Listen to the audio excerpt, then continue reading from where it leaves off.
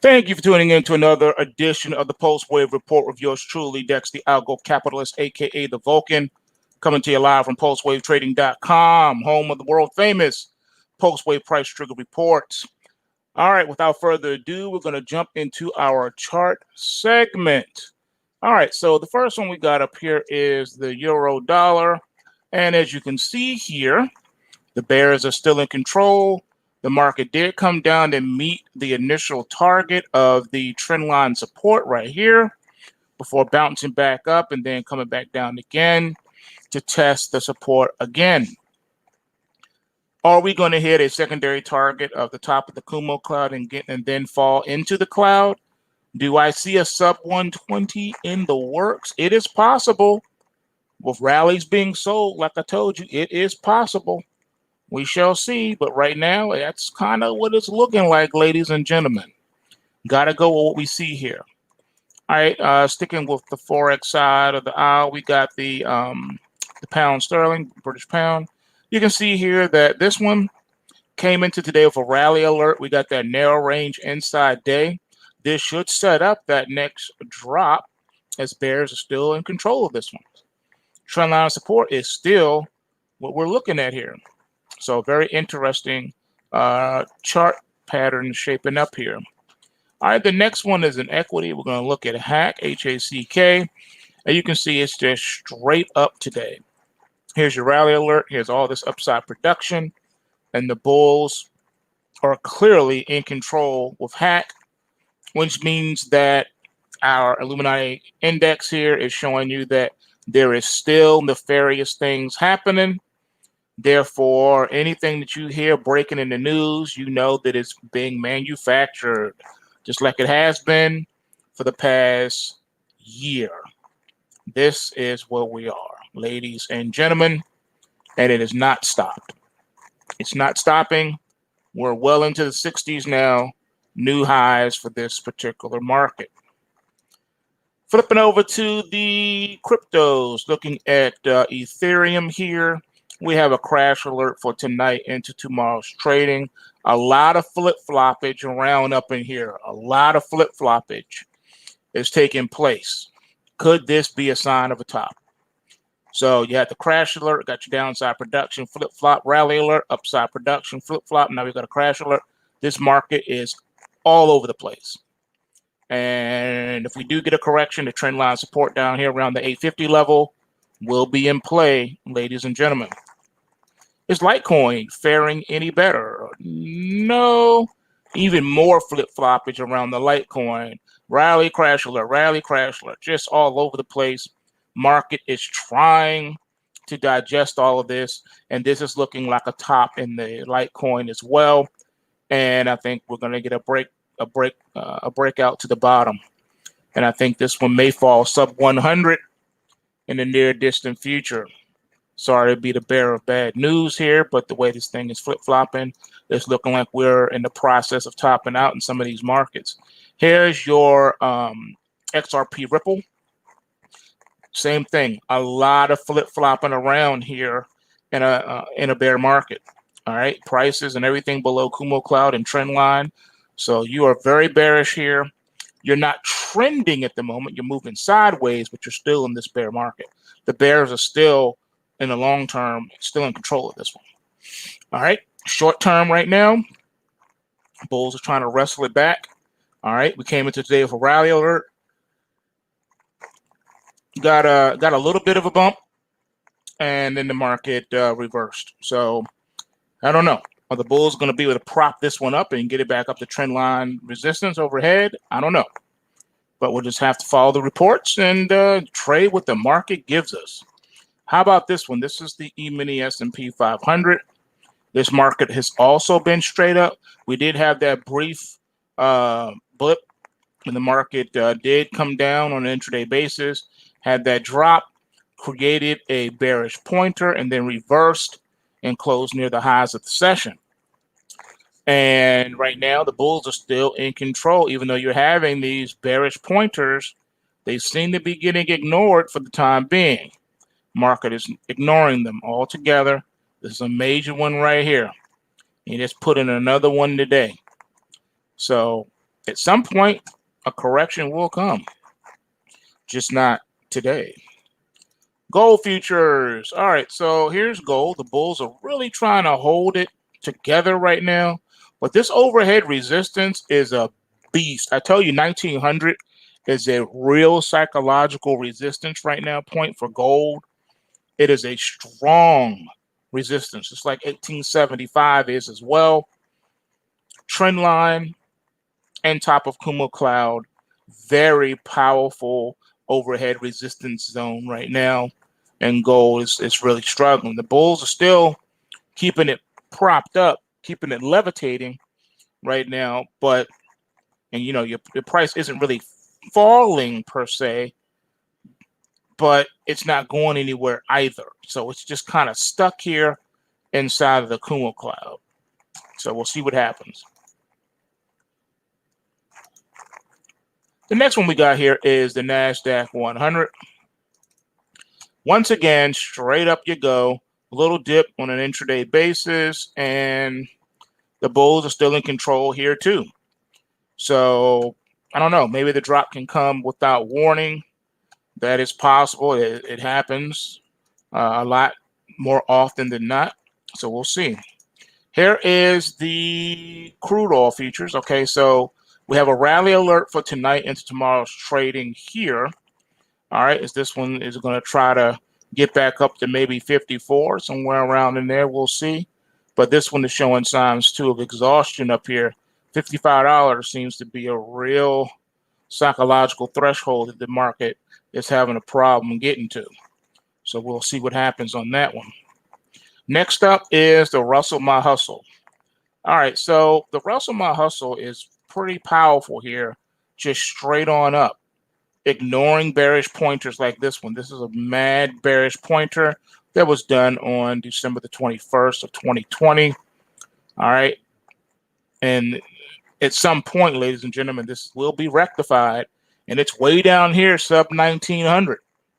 All right, just keep that in the back of your mind. All right, it has to be reconciled at some point. So don't forget this.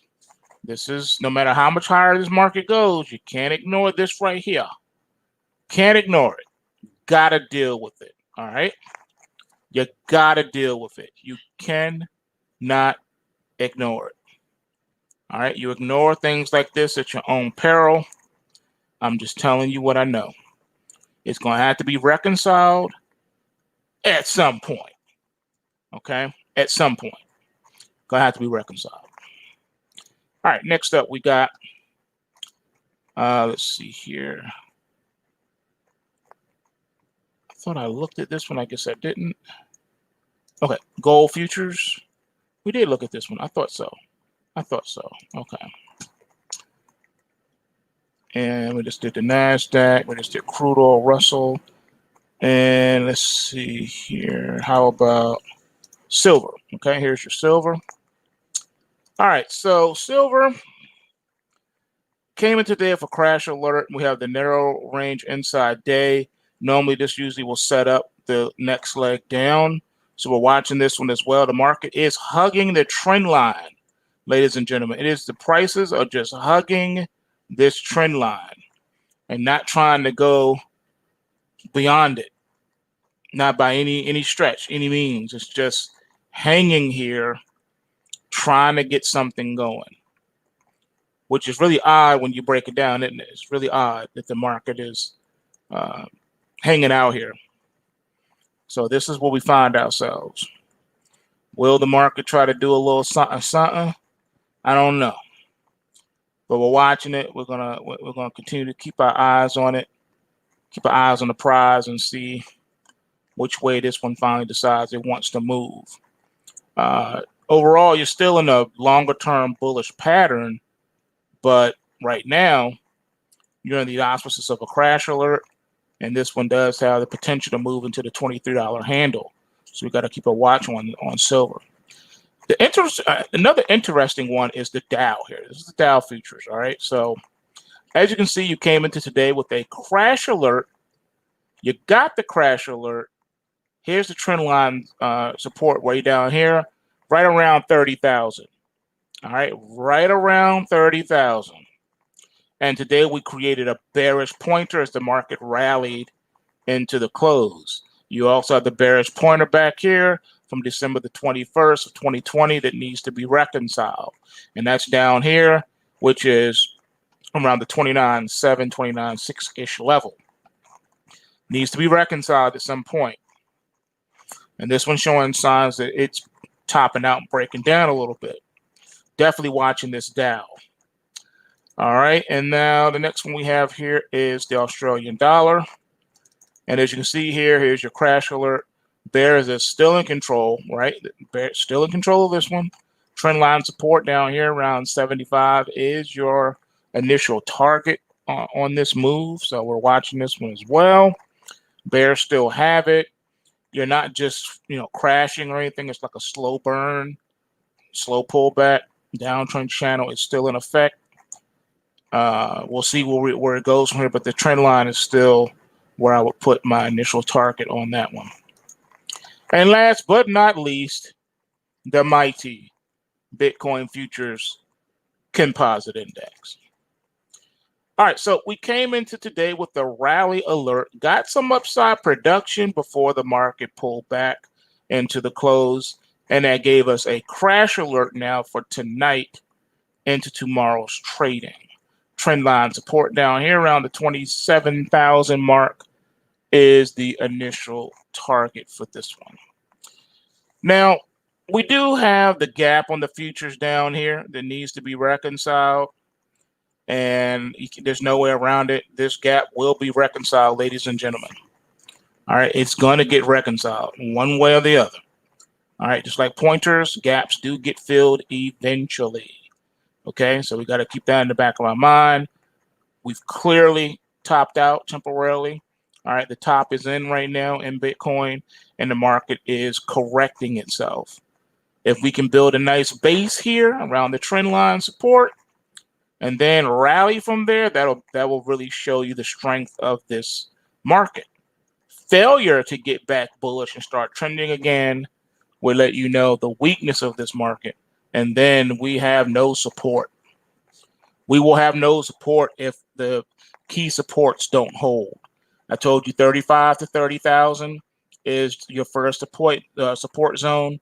Your primary support zone is 22,000 down to 20,000. If we drop below that, there is no more support. I don't care what you hear people say on TV.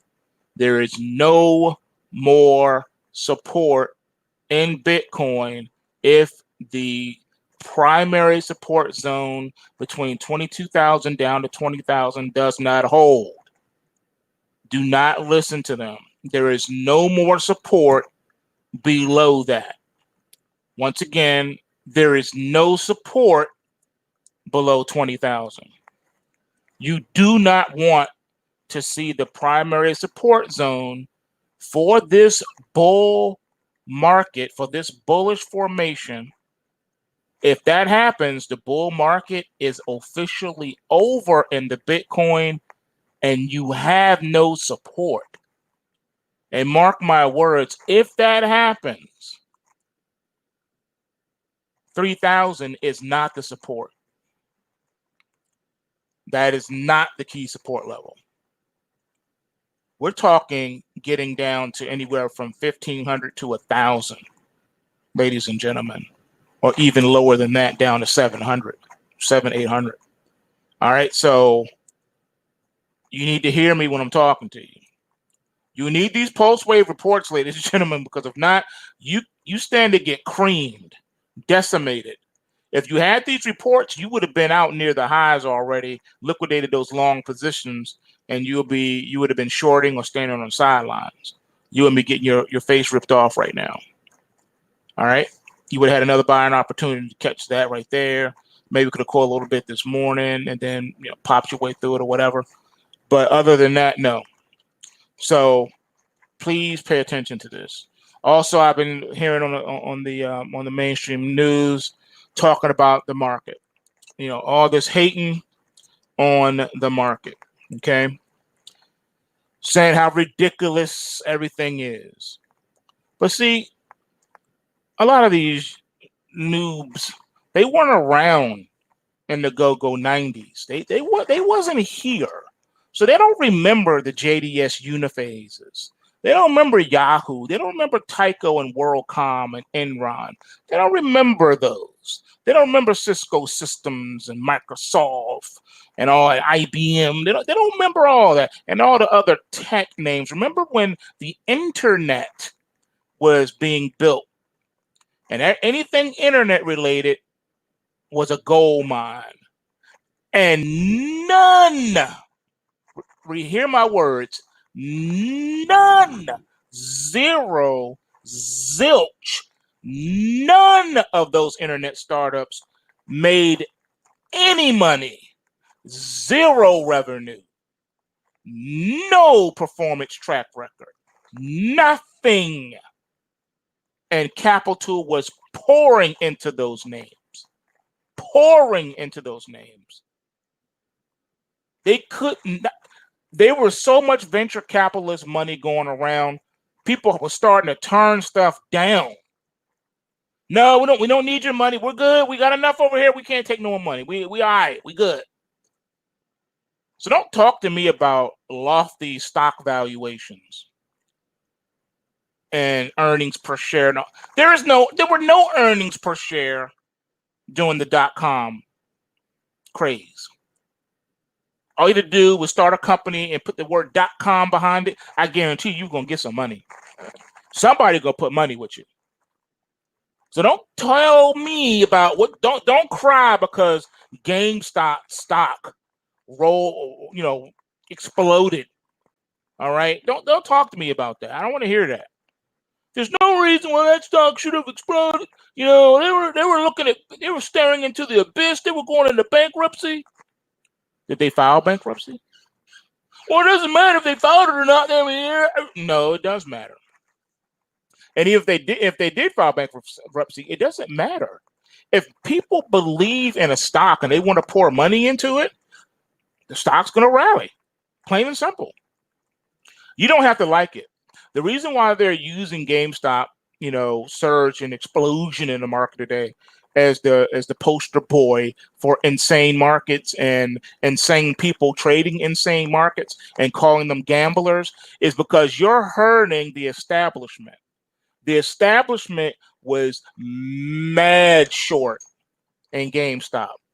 You just upset their raid on the company. All right? Someone was raiding the company. The net shorts got destroyed today in that market. Because see, people get wrecked when they're shorting, just like they do get wrecked when they're buying stocks, when they're net long stocks, they get wrecked because they don't understand the principles and the dynamics of trading. They don't understand the nuances of the particular markets that they're trading. They know nothing. How your boy Jim Cramer say it? They know nothing. They know nothing. Exactly. I have to agree with them. They don't know what they're talking about. They don't know what they're talking about. And because they don't know what they're talking about, they get wrecked. Everyone's a genius in a bull market. Everyone's a genius. Everyone's a genius. Everyone has a social media channel talking about the markets and how they made $1 trillion in the market and blah, blah, blah, pumping and dumping penny stocks, the whole nine. Everybody's a genius in a bull market. But when the brakes come off and that bull market becomes a bear market, everybody starts crying home to mama and asking for the government to bail them out. I didn't know what I was doing. I really didn't know what I was getting involved with. I listened to the broker. Robin Hood told me I could make all of this money if I just bought Gumby stocks, and I bought Gumby stocks, and I lost all my money. That's what happens. That's what happens. So that's why you need it. You need the pulse waves, ladies and gentlemen. Don't get punched in the face by the market. All right? trade these markets. Learn how to get in and get out. Learn how to make that money in these markets. All right, that's all you got to do. That's all you got. That's all you got to do. It's not hard, man. PulseWaveTrading.com. Learn how we do what we do and why we do what we do. All right, there's certain things we look for, man. That's why we got the rally and crash alerts. They're there for a reason. All right, they exist for a reason. All right, so we can get this money, get this guap. Okay, so you can short stocks, but there's a way to do things. And no, options are not always the best bet. People love option trading on stock options because you can go in and you can, buy, control 100 shares worth of stock, with one little call option or one little put option. And that's fine. That's nice and dandy. But understand the options are not as liquid as the individual shares of stocks. It's different. It's a lot different when you're trading options. There are other things to consider. There's time decay. Remember, every time you buy an option, that option is designed to go to zero, to turn what is called cabinet in the business. Worthless. All right? Most people who hold their options to expiry lose money.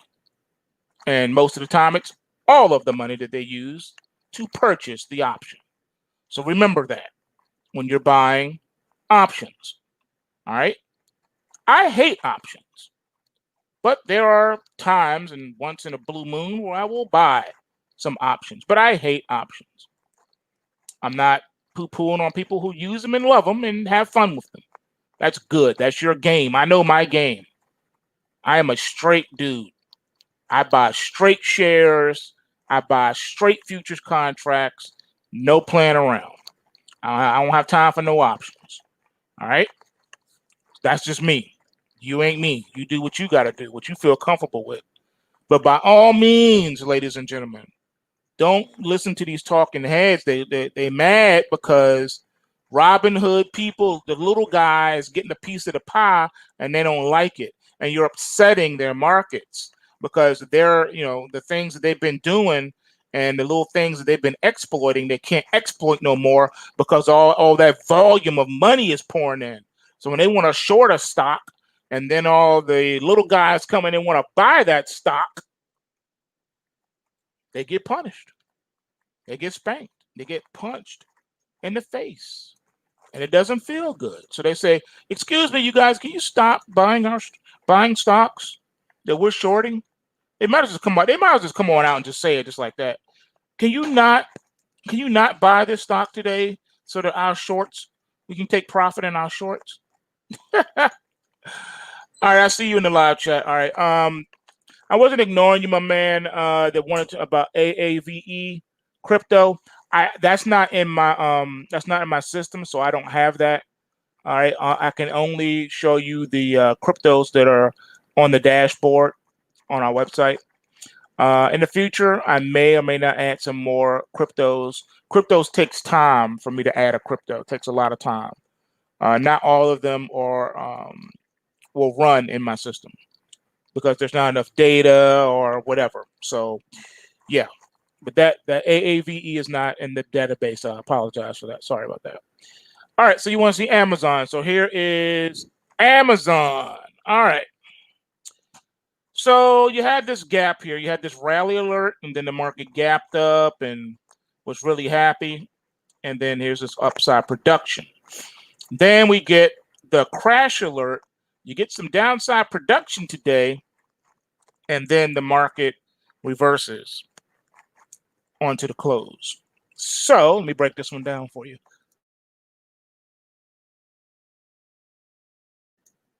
All right, so this one here is a very interesting one. Excuse me. So you had this first gap here, then second gap here. Today, the market decided to come down and fill and close this gap before reversing and coming back up again. So technically speaking, the bears are still in control of this one for now, but this one could reverse and flip-flop tomorrow and rally. So you got to be mindful of that. But there's also an issue of this gap down here that needs to be reconciled. So what I'm thinking is, because we flipped from bullish to bearish, we topped out in that run, that bull run there, and you topped out back here. So two failed tops, right? All you're doing is range trading right now. You come up here and then look at all this that it gave back, and then you came back up here again and failed right at the same zone, and now you're coming down again. So I think the market's going to come down and fill this gap at least, and then probably respect the bottom of the Kumo cloud as a support, and then bounce back up to about 3,200-ish. So that's kind of where I see you coming down, closing the gap, then getting back and settling above 3,200, and then making a decision what it wants to do at that time. This is a pretty rich stock, all right, $3,294 a share. That's rough for a lot of people, but you don't need to trade 100 shares of this stock in order to do something. You can trade 10 shares.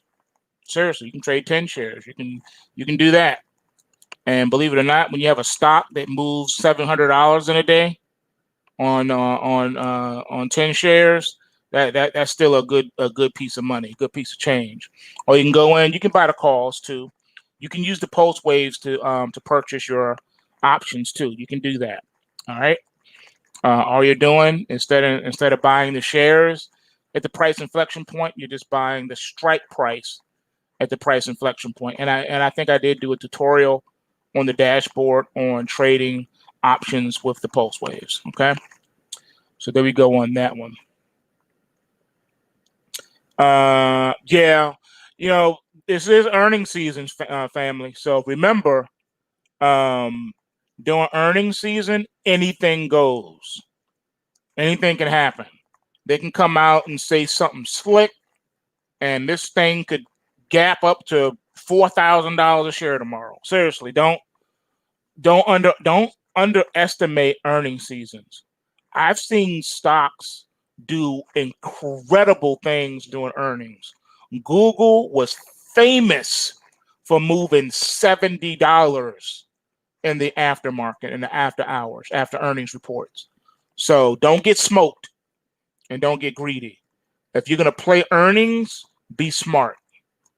See if you can do it with the house's money and not your money. See if you can make money going into the earnings day. So like, let's say, their earnings was tomorrow after the close in Amazon. And let's say you got long tomorrow, and let's say you were up big, the market rallies big going into the number, then you could use that as an opportunity. You know what I'm saying?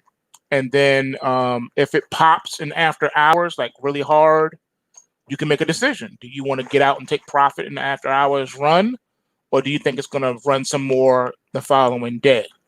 See what I'm saying? So see if you can go into it with the house's money, because then all you're doing is risking your earnings at that point. Get it? All right, so it just depends. Earnings can be rough because you don't know what they're going to say. They could say something stupid. It could go left. They could say, we fired the CEO. Why'd you fire the CEO? Because he wore a pink tie and we hate the color pink in this company.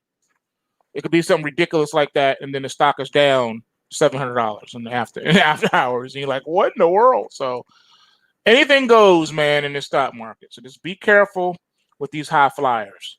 It's a very expensive stock, and you can get burned. So just be careful. All right.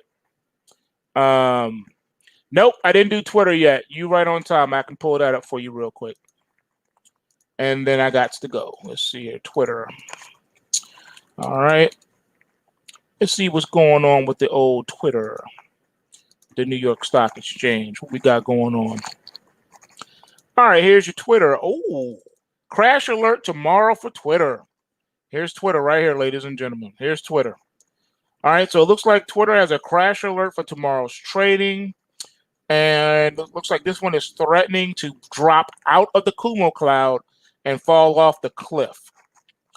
If all things being equal, this one has a probability of getting kind of nasty and dropping sub $40. But wait, we got a problem. We got problems. You can't ignore this gap right here, ladies and gentlemen. So we may not get any downside production tomorrow. This thing could reverse and rally just enough to fill in this gap and then probably drop right immediately after that. It may even do it in the same day. Be careful of the gap, this gap right here, okay? It's going to have to back and fill that gap at some point. Then you'll probably continue to drop because the bears are clearly have wrestled control back. Bulls had it for a little bit. You had a rally alert here, had this nice upside production, and today should have been a profit-taking day for you. If you were long and you used the reports to get long and you follow the pop method, you would have got out. So you would be out of your longs and on the sidelines looking to possibly for a short opportunity maybe with tomorrow. All right. Let me see here. Is that a little bit better? All right. What is the gap price? The gap price, it gapped on let's see here. This on January the 11th. All right, you opened gap down on January the 11th. You opened at $47.09. All right, the day prior, you closed at $51.48. So this market has to get back above $49.49 to close that gap. Has to get above $49.49. All right, so probably around $50.20 or something they'll probably do. All I know is it has to get back above $49.40 to fill the gap. Got to do it. Got to do it. Okay. If you remember, I don't know if you guys saw the old classic movie Singing in the Rain, and remember the one scene where they're doing when he goes gotta dance. Well, this marker right here gotta close the gap. Gotta close. There you go. So there you go. Gotta close the gap.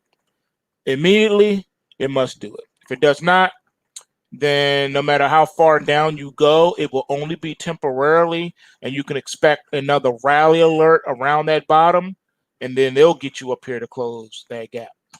So that's just kind of the way the mechanisms in this particular market works. All right, let's see. What do you say? USD thoughts? Let's go ahead and pull it up. Let's see what we got. You want to look at the dollar. So let's see. A lot of people are questioning that dollar now, man. They want to know what's up with the dollar, man. What you thinking, man? What you think? Well, I will tell you exactly what I think. All right, so let's see. Okay. That's the wrong chart. Let me get out of this one. Yeah, some of these don't come in right, so hold on. Got to find the right one. I have special ones that I like to use. All right, this seems to be the right one. Yep, okay. All right, so I talked about Bitcoin. I gave you the full thought analysis on the Bitcoin. Now let me give you the full thought analysis on the dollar. Okay, so this is what it's looking like. So during the Trump administration, we had a strong dollar policy, okay, during his administration. COVID changed all that.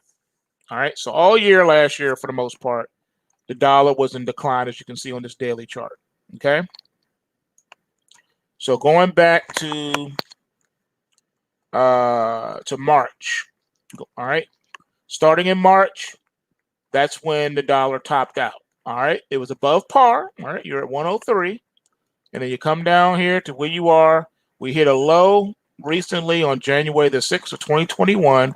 We hit 89.20. What does a strong dollar policy mean for the U.S. dollar? Strong dollar policy in White House terminology is the dollar trading at 90 or better, okay? 90 or better. As long as the dollar stays at 90 or better, then the White House is maintaining its strong dollar policy. If the dollar drops below 90 but stays above 88, You can just say that's a temporary blip. They'll get back above 90, which you did here. You came down 89, got right back up. 88 is DEFCON 5. Okay? DEFCON 5. That is a weak dollar, and that hurts us. All right? Got to have a strong currency, not a weak currency. So 88 is the first alarm bell to start ringing because now we're in trouble. The dollar is in the weak zone. All right. DEFCON 1 is when the US dollar hits 77. All right. So when it hits 77, you are now in DEFCON 1, which means that not only are you in a weak dollar, but now you're something else. That's when the guys start coming out on mainstream news and all over social media talking about, bank runs, bank holidays, the dollar going to zero and all this other stuff. And unfortunately, I cannot say that they are wrong based on the US dollar's makeup. It's a unique market. All right. And it has little rules and things in it that other markets don't have. So dollar at 77 is an emergency. We're talking recession, depression, deflation, whatever. We're talking blood in the streets. All right. That is not what you want to see. That is an emergency. All right. That is whackness. You don't want that. Even when the euro debuted, it debuted at 88. All right. And then it shot up from there and never looked back. But it debuted at 88. Something for you to think about. When they went off the Deutschmark and transferred to the euro, it started at 88. I know because I was there the day that it debuted on the exchange. And I traded it, so I know. Okay? Now, 88 was DEFCON 5. And it quickly rose to where it is today. The US dollar, on the other hand, had a hard time getting above par. Par is 100. All right. You want to be above par.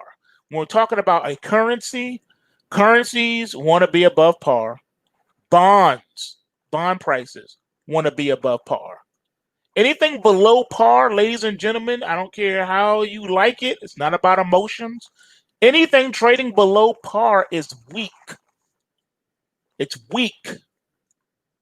But there is some ebb and flow. There's some giveaway with currencies as long as they're above 90.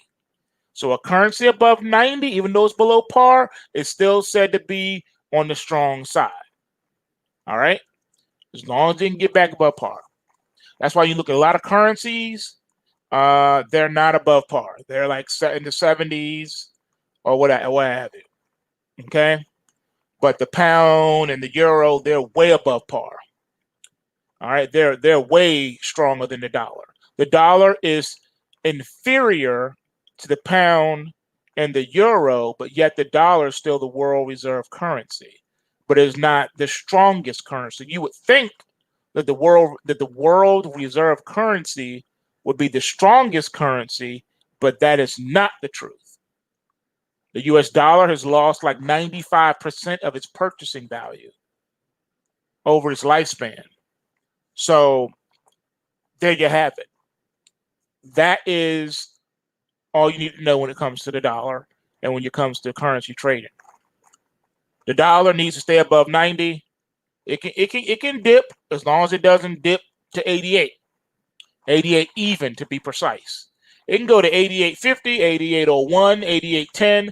It just cannot close at 88 or below. Don't ask me why that is or how that is. I didn't make this up. This is just something that it is what it is. And in a few markets, there are these dynamics and rules. I didn't make them up. They just exist, and we just deal with it. Well, the US dollar is one of those. All right. So when you look at, the Canadian dollar and all these other forex joints, You have to take all that into consideration and understand what you're trading and what you're dealing with. And that's why if you look at the majority of the other asset classes, other currencies, they're all above par. The Australian dollar is the only thing that is, been trading in the 77s and stuff like that. But for the Aussie, that's actually good, though. That's not bad. I think at one point the Aussie was like 40 or something, if I remember correctly. And then you look at the euro, at 121, euro yen at 125, Canadian dollar at 127, pound at 136, Swiss francs at 88. That's one that's been trading below par for years too. So the Australian dollar and the Swiss, them trading below par has been normalcy for them. New Zealand dollar at 71, that's normalcy for that one too. All right, so that's okay for those. Those generally do that. So that's not a crisis for them. But the euro and the euro yen, the Canadian dollar, the pound sterling, those have always, for the most part, been above par. Even the Japanese yen, believe it or not, has spent the majority of its time above par too, and definitely in the 90s. It's been in the 90s for a long time. Going back to the 1990s, you had your yen in the 90s. So that's something that's normal for that market too. Anyway, I digress. So I think that's policy needs to move forward. Doesn't matter who the president is. It's a matter of what their financial agenda and goals are, and import exports and all that stuff, and tariffs and trade wars and all that other jazz. So at least now you know what to look for. And as we speak, US dollar is still above 90, so you're okay. And like I said, it can pull back all the way down to 88.01 and still technically be okay. But there's a zone, 90 to 88. All right? Or should I say 90 to 88.01. You closed below 88.01, boy, that's not a good thing. All right, that's all I gotta say. It's not cool. I don't care what nobody tell you. I don't care how they spin it in the media. The United States will officially be in trouble. And the last time we were there like in the early 2000s. I mean, even the 2010s. I think we may have been there. Let me pull up my monthly chart. Okay, so we dipped to 70.69 the month of March in 2008 during the financial crisis. The US dollar dipped all the way to 70, which to my knowledge was a new record low. Yeah, that was a new record low for the dollar. Matter of fact, I think that was the lowest point for the dollar since 9/11. Yeah. Lowest point for the dollar since 9/11. Yep. Because then over here we got, what was it, 77. Yeah. So, yep. Yeah. Yep. So there it is, folks. Like I told you, this is a monthly chart of the US dollar. See? Going all the way back to 2001. See how it was all up here, up in the 120s. Remember I told you that at one point? I said, many moons ago, the US dollar was a high flyer, like the euro. Yeah, see? Back here, man. Back there.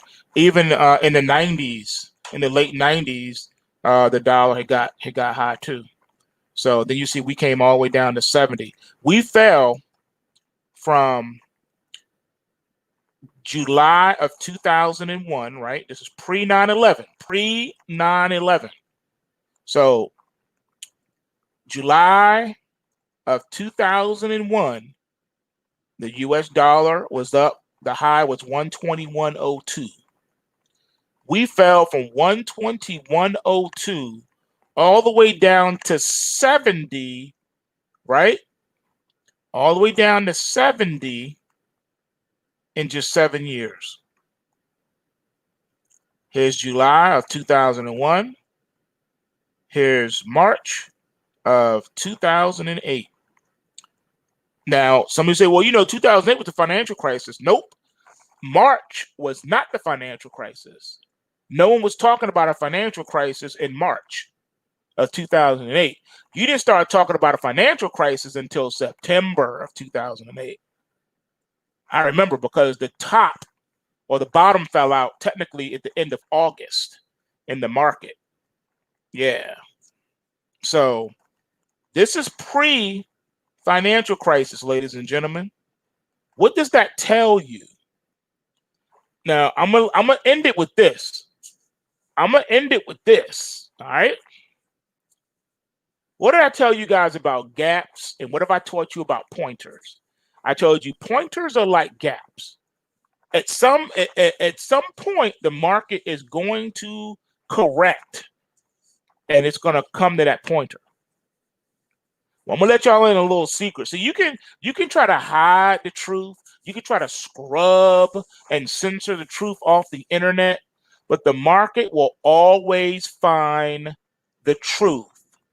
I'm gonna blow your mind with something right now, and then now you're gonna have to understand what I'm saying to you. Are y'all ready? I know some of you guys weren't adults during 9/11, so I'm gonna hook you up. You ready?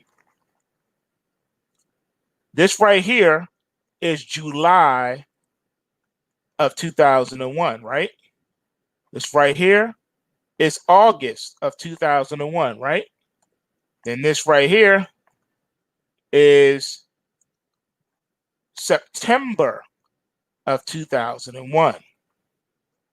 If you look at the monthly chart of September of 2001 in this US dollar, it shows the high was 116.08 and the low was 111.31.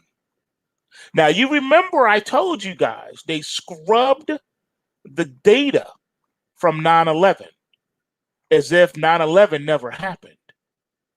You will not be able to get a chart to give you the real data for 9/11 because it doesn't exist on any software, no charting packages. They jump over the date. Even some of the newer programs out there, what they do, they put dummy data in for 9/11. It's just little dummy data. So it doesn't show what really happened. But remember what I just told you? The market always comes back to a pointer. Are you ready? This is 9/11. This is the bar right here. This is the bar right here for 9/11. I told you during my documentary there is no collapse. And I told you in that documentary that, yes, that's correct. There's no historical data available for 9/11. You can get historical data going all the way back to 1929, but you cannot get data for 9/11. All right, peep it. So I told you in my documentary there is no collapse, that the U.S. government went bankrupt on 9/11. I told you that the U.S. dollar went to zero on 9/11, right? And that gold and silver went off the charts. They became what is called unpriceable. For the forex, all the forex pairs, with the dollar denominations in them, were off the charts. There was no price discovery at that point. I couldn't price anything. I couldn't find a price for corn, wheat, soybeans, nothing. They were off the chart. The price jumped literally off of my chart.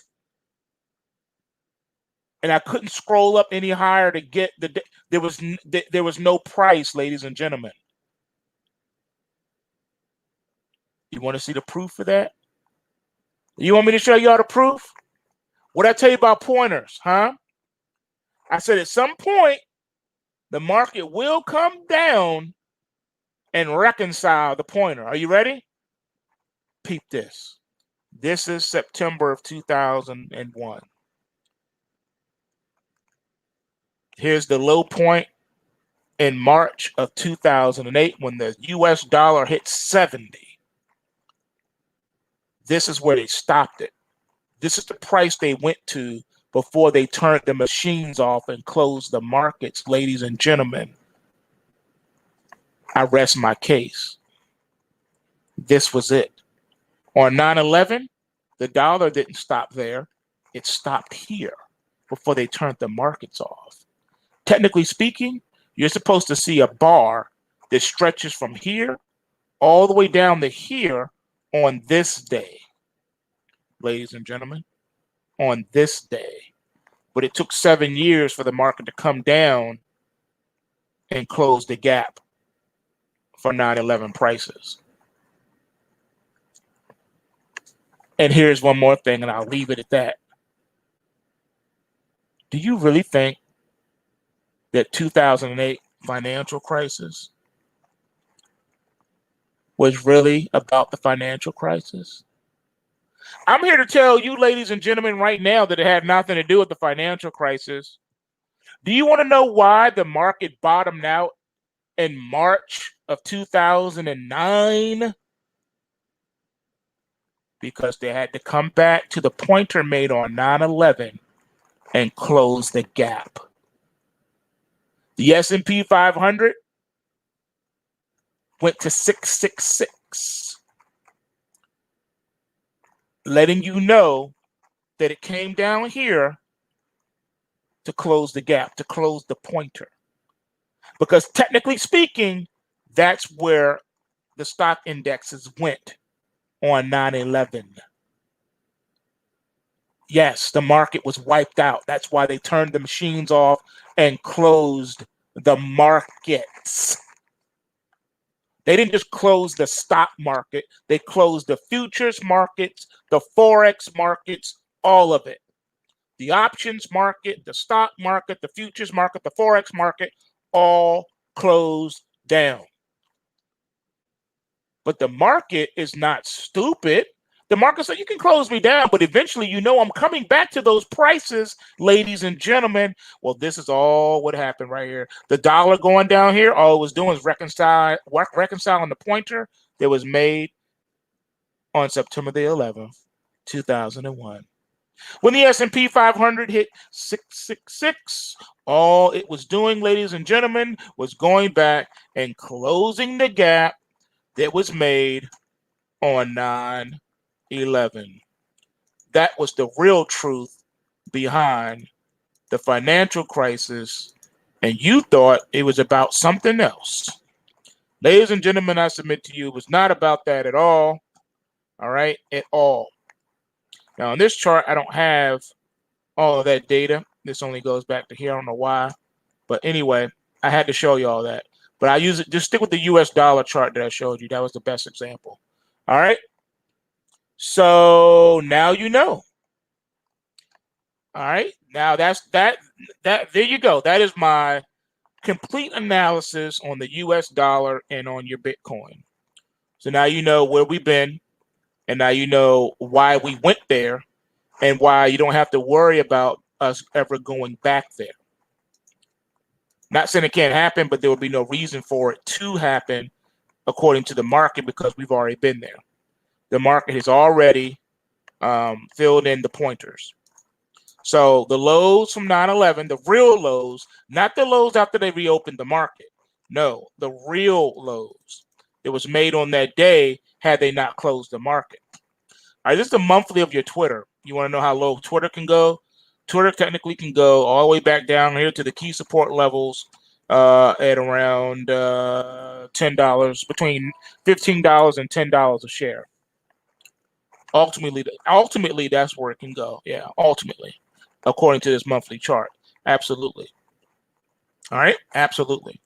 But I'm thinking it's probably going to go sub 20 if you want to be technical. That's as low as I think it could go. Do I think it's going to get there anytime soon? Nah. But as far as where it can go according to the technicals in the chart, yeah, that's where it can go. Yeah, they made sense to me. I don't know. We'll see. All right, man. I'm out of here, man. Okay, so remember, y'all know what it is. Bulls make money, bears make money, and pigs get slaughtered. So remember to take what you can and give nothing back. And I'm out. Peace.